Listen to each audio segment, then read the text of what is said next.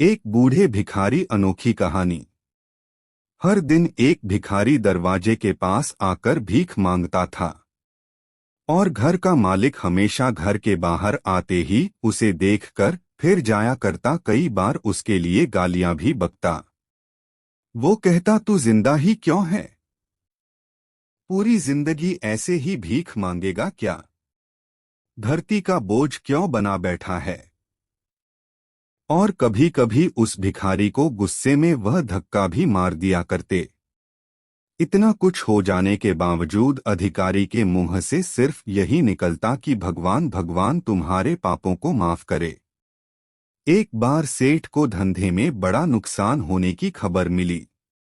सेठ बहुत परेशान था कि तभी उसके दरवाजे पर वही भिखारी आया। गुस्से में अपना आपा खोते हुए सेठ ने उस भिखारी को पत्थर दे मारा। पत्थर लगने के कारण भिखारी का सर फूट गया और उसके सर से खून बहने लगा।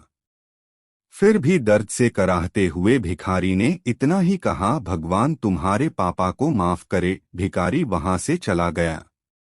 सेठ सोच में पड़ गए। भिखारी को पत्थर मारा, फिर भी उसने सिर्फ प्रार्थना की। सेठ का गुस्सा शांत हुआ। शेर का मन शांत हुआ भिखारी का रहस्य जानने के लिए। सेठ ने भिखारी का पीछा करना शुरू कर दिया।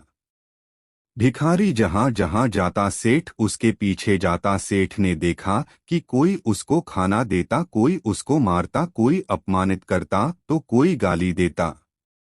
लोग भिखारी के साथ चाहे जैसा व्यवहार करते, लेकिन भिखारी सबके लिए एक ही प्रार्थना करता, भगवान तुम्हारे पाप माफ करें। अब रात होने को आई थी। भिखारी अपने घर जाने के लिए लौटा। वो अपने घर पहुंच गया, लेकिन सेठ अब भी उसका पीछा कर ही रहा था। एक पुरानी टूटी हुई खटिया पर एक बूढ़ी औरत लेटी हुई थी। काफी कमजोर और बीमार लग रही थी। वह भिखारी की पत्नी थी। अपने पति को वापस आता देख वह खाट से उठ खड़ी हुई। पत्नी ने अपने पति के भीख वाले कटोरे में देखा, उसमें सिर्फ आधी बासी रोटी थी।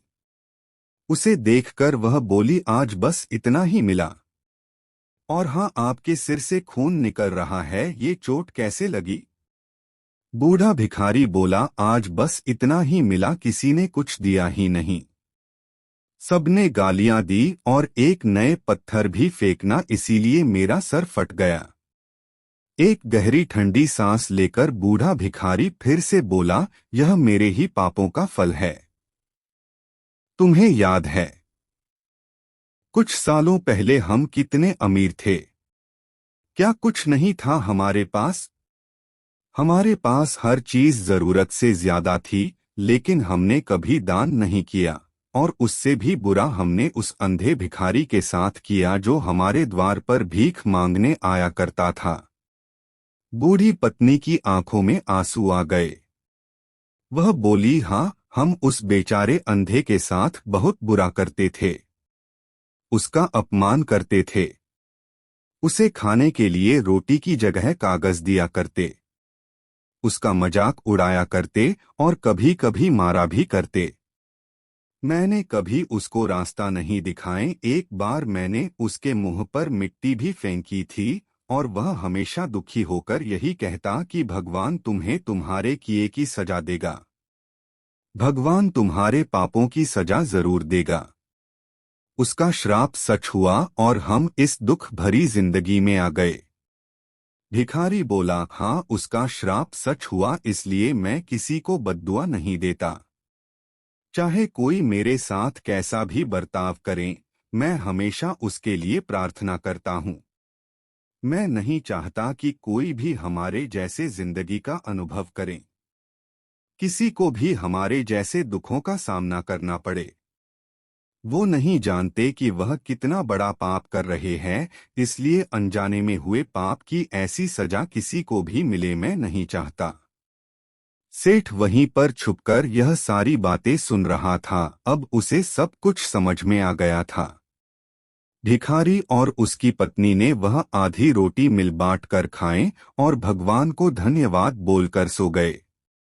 अगले दिन बड़ा भिखारी फिर से भीख मांगने गया। सेठ के घर के पास जाते हैं। सेठ ने पहले से गरम रोटियां उसके लिए निकाल कर रखी थी। उसे देते हुए सेठ विनम्रता से बोला, माफ कर दीजिए बाबा, उसे बहुत बड़ी गलती हो गई। बूढ़ा भिखारी बोला, भगवान तेरा भला करे। इतना कहकर वह आगे निकल गया। इस कहानी से जो सीख लेने लायक है वह बड़ी ही सिंपल है कि आदमी चाहे किसी के बारे में बुरा कहे या भला करें, लेकिन भगवान सिर्फ कर्म के हिसाब से उसको फल देता है। क्या हुआ अगर भगवान नहीं दिखता है, लेकिन यह बात बिल्कुल सच है, उसके खाते में सबका हिसाब बहुत बहुत पक्का होता है। इसलिए जब किसी के लिए कुछ भी करो तो अच्छा ही करो।